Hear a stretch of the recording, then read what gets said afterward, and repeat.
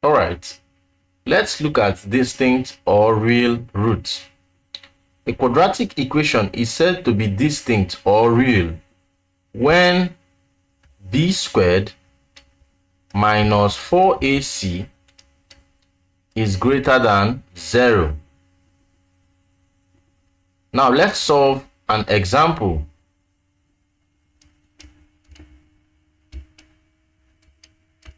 Example 1.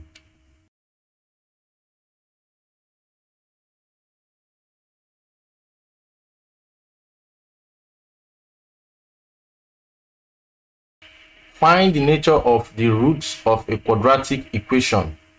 2x squared minus 7x plus 6 equal to 0. Our first task here is to identify the given parameters. A, which is the coefficient of x squared, is equal to 2 from the question. And then b, which is the coefficient of x, is equal to negative 7. And then c, which is the constant term here, is equal to 6.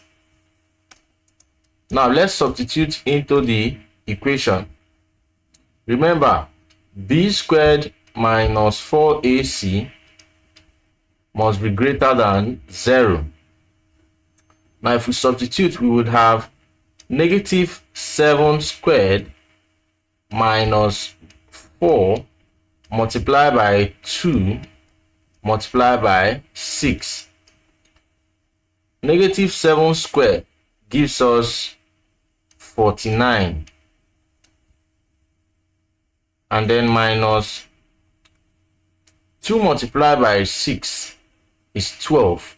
12 multiplied by 4 is 48.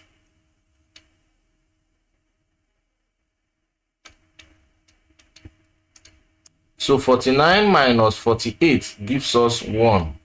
And 1 is greater than 0. So the root of this quadratic equation is real.